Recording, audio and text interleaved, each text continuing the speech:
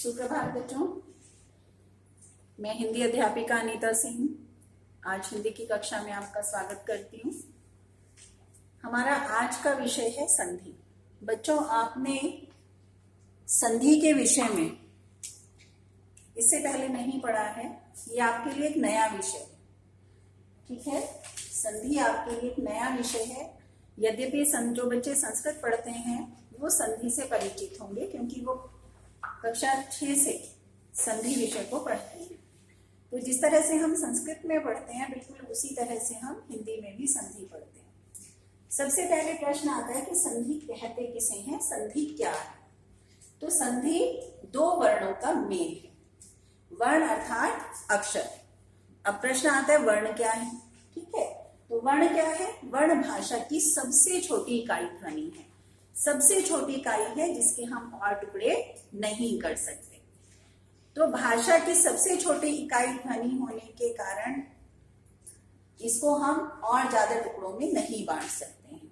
वर्ण के 3 भेद होते हैं, स्वर, व्यंजन और आयोगवाह। ठीक है, स्वर कौन से वर्ण होते हैं? स्वर वे वर्ण होते हैं जो पूरी तरह से स्वतंत्र होते हैं, अर्थात उनके उच्चारण में हमें किसी दूसरे वर्ण की सहायता नहीं लेनी पड़ती। जैसे कितने वर्ण हैं आपको, स्वर हैं आपको पता है, 11 हैं। यदि हम उनका उच्चारण करते हैं तो केवल उन्हीं स्वरों की ध्वनि हमें सुनाई देती है हम जिनका उच्चारण करते हैं। उदाहरण के लिए, यदि आप अ उच्चारण करते हैं तो आप इसको कितना भी लंबा इस उच्चारण को खींचिए, आपको अ की ध्वनि ही सुनाई देगी। इसी प्रकार से अन्य जो स्वर हैं, आ, आप इसको कितना भी अपने स्वर में लंबा खींचिए, आपको कोई अन्य ध्वनि सुनाई नहीं देगी। तो 11 स्वर हैं, अ, आ, ई, उ, ए, ऐ, ओ, औ, री। दूसरा भेद है वर्ण का व्यंजन। आपको पता है व्यंजन भी जो है हमारे 25 स्पर्श व्यंजन है, और कुल हमारे कितने हैं? 4 जो है वो अंतस्थ व्यंजन है, उष्म व्यंजन है और संयुक्त व्यंजन है। तो जो व्यंजन है, व्यंजन सदैव कैसे होते हैं, क्या होते हैं? जो परतंत्र होते हैं, अर्थात वो स्वरों की सहायता से बोले जाते हैं। यदि हम केवल व्यंजन लिखते हैं जो स्वर रहित है, जिसमें स्वर नहीं है, तो उसको हम क्या करते हैं, उसके नीचे हम हलंत लगाते हैं, और जिस वर्ण के नीचे हम हलंत लगाते हैं उसका अर्थ होता है कि वो व्यंजन, वो वर्ण आधा है। वो पूरा कब होता है? जब उसके साथ स्वर मिला दिया जाता है। और जो भी स्वर 11 स्वरों में से जो भी स्वर व्यंजन के साथ मिलता है, व्यंजन का उच्चारण उस स्वर के अनुसार होता है। जैसे यदि क के साथ अ स्वर हम मिलाते हैं तो क, लेकिन अगर हम उसके साथ ई स्वर मिलाते हैं तो की, ई मिलाते हैं तो की। तो जो स्वर हम वर्ण व्यंजन के साथ मिलाते हैं, उसी स्वर का उच्चारण व्यंजन के साथ किया जाता है। तीसरा भेद है आयोगवाह। इसमें अंग और अह ये दोनों आते हैं, और इसका आपको पता है ये विसर्ग का चिन्ह है। अब जो ये वर्ण के 3 भेद हैं, स्वर, व्यंजन, आयोगवाह। ठीक है, इन भेदों के अनुसार हमारे संधि के भी 3 भेद होते हैं, स्वर संधि, व्यंजन संधि और विसर्ग संधि। आयोगवाह संधि नहीं होती, क्योंकि केवल विसर्ग के प्रयोग वाले शब्दों की संधि होती है, तो इसको हम कहते हैं विसर्ग संधि। अब स्वर संधि के हमारे जो भेद हैं पाठ्यक्रम में, इस बार कक्षा 8 में वो 4 भेद हैं, जिसमें सबसे पहले है दीर्घ संधि, फिर गुण संधि, फिर यण संधि और उसके बाद वृद्धि संधि। आज हम सबसे पहले दीर्घ संधि और फिर गुण संधि का अध्ययन करेंगे। दीर्घ संधि किसे कहते हैं? सबसे पहले हम आते हैं दीर्घ शब्द के अर्थ। दीर्घ का अर्थ होता है बड़ा। ठीक है, तो दीर्घ संधि कहाँ होती है? जहां 2 समान स्वरों का मेल होता है, उससे स्वर में परिवर्तन होता है और स्वर दीर्घ हो जाता है। अब देखिए, यहां पर सबसे पहले शब्द आया समान, फिर स्वर। अब समान स्वर क्या है? समान स्वर वे स्वर होते हैं जो लिखने और बोलने में, जिनका उच्चारण और लेखन लगभग समान होता है। जैसे अ, आ, दोनों लेखन में उच्चारण में समान है, तो ये समान स्वर हैं। ई, ये दोनों लेखन और उच्चारण में एक जैसे हैं, तो समान स्वर हैं। इसी प्रकार से उ, ये समान स्वर हैं। लेकिन यदि हम कहें अ, ई, तो ये असमान है। ई, उ, ये भी असमान है। क्योंकि ये लेखन और उच्चारण में भिन्न है। तो दीर्घ संधि में दो समान स्वरों का मेल होने से स्वर में परिवर्तन होता है और स्वर दीर्घ हो जाता है। तो ये आपको यहाँ पे समझ में आ गया होगा। दूसरी बात, जब हम संधि करते हैं तो हमारे पास दो शब्द होते हैं, ठीक है। अब हमने संधि की, किसमें हुई? दो स्वरों में। कौन से दो स्वर? पहले शब्द का अंतिम स्वर और दूसरे शब्द का पहला स्वर। याद रखिए, पहले शब्द का अंतिम स्वर, दूसरे शब्द का पहला स्वर, इन दोनों के मध्य संधि होती है और इन दोनों स्वरों के मध्य संधि होने से स्वर में परिवर्तन आता है। उदाहरण के लिए मैंने यहाँ कुछ शब्द लिखे हैं, आप अभ्यास में इनसे अतिरिक्त शब्दों का प्रयोग भी कर सकते हैं। जैसे शिव प्लस आल। अब वह जो है, मैंने आपको अभी ऊपर बताया था कि व्यंजक स्वरों की सहायता से उच्चारित होते हैं, उनका उच्चारण किया जाता है। व में किसकी ध्वनि आ रही है? अ की। तो हमने क्या किया? व से अ को भिन्न कर दिया संधि के लिए। तो व के नीचे हलंत, मतलब व आधा रह गया।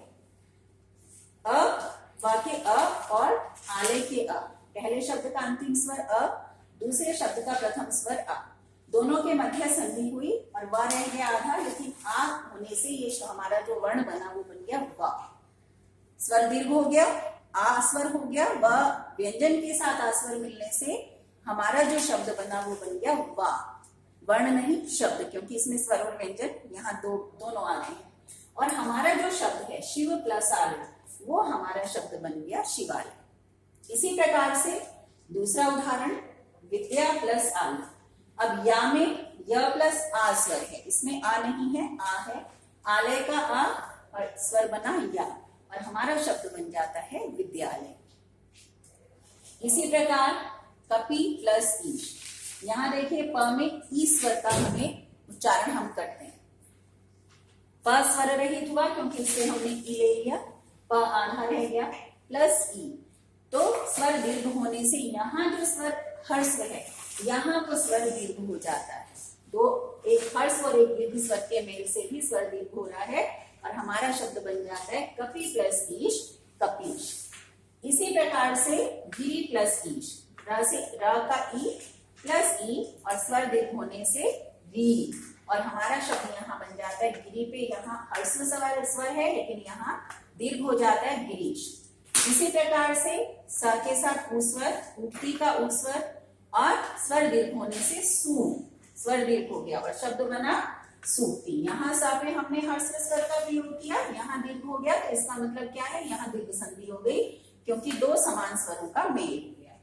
इसी प्रकार से भानु प्लस उदय, न का उ प्लस उदय का उ, ठीक है, दो समान स्वर, स्वर दीर्घ हो गया नु, ठीक है, और शब्द यहाँ भानु है लेकिन यहाँ हमारा स्वर दीर्घ है, तो हमारा हो गया भानुदय। तो इस प्रकार से आपने देखा कि दीर्घ संधि में दो समान स्वरों का मेल हुआ है। इस प्रकार से हमने देखा कि दीर्घ संधि में दो समान स्वरों का मेल हुआ है और समान स्वरों का मेल होने से स्वर में परिवर्तन होकर स्वर दीर्घ हो गया है। अब दूसरा है गुण संधि। दीर्घ संधि आपको बच्चों समझ में आ गई होगी और दूसरी संधि जो है हमारी, दूसरा भेद है गुण संधि। अब दीर्घ संधि में आपने पढ़ा समान स्वरों का मेल, गुण संधि में असमान स्वरों के मेल से स्वर में परिवर्तन होता है। मैंने अभी आपको समान स्वरों का अर्थ बताया था, अर्थात समान स्वर जो लिखने में और बोलने में एक जैसे होते हैं। असमान स्वर जो लेखन में और उच्चारण में बिल्कुल भिन्न होते हैं, जो लिखे भी अलग तरह से जाते हैं, बोले भी अलग तरह से जाते हैं, तो वो असमान स्वर होते हैं। गुण संधि में असमान स्वरों के मेल से स्वर में परिवर्तन होता है। कौन कौन से स्वर हैं? ध्यान से देखिए। अ आ का मेल जब ई से होता है तो ए स्वर बनता है। अ आ का मेल जब उ स्वर से होता है तो ओ स्वर में बनता है, स्वर में परिवर्तन होता है, ओ स्वर बनता है। अ आ का मेल जब री से होता है तो अर स्वर बनता है और यहां भी स्वर में परिवर्तन हो जाता है। जैसे महा प्लस ईश। अब महा में देखिए हा में ह प्लस अ, हा व्यंजन के साथ आ स्वर है।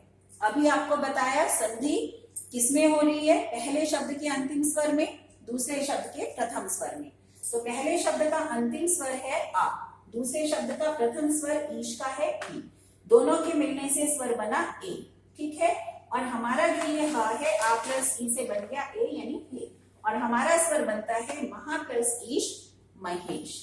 इसी प्रकार से पर प्लस उपकार, र अस्वर है, उपकार उस्वर है, और र के साथ अ प्लस उ यानी ओ, र के साथ ओ मिलने से रो, और पर प्लस उपकार प्रोपकार हमारा शब्द बनता है। यानी संधि होने से, असमान स्वरों में संधि होने से स्वर में परिवर्तन हुआ।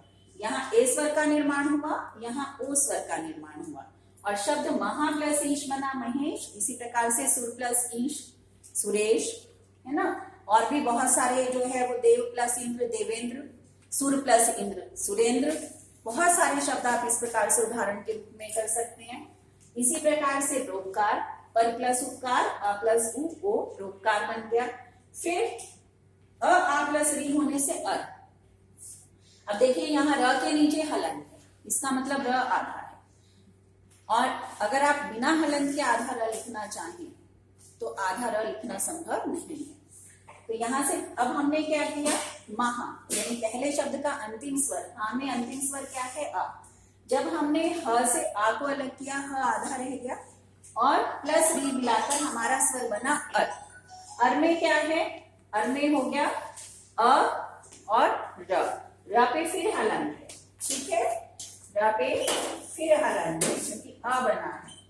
अब म फिर ह, और जब रेफ का नियम हमें बताता है कि र यदि स्वर रहित होता है तो वो सदैव जिस व्यंजन के बाद उसका उच्चारण करते हैं उससे अगले वर्ण पर वो लगाया जाता है। तो यहाँ र के नीचे हलंत है अर्थात र आधा है, इसलिए ये र हा पर न लगकर उससे अगले वर्ण पर यानी श पर लगता है, और हमारा स्वर बनता है महा प्लस ऋषि महर्षि।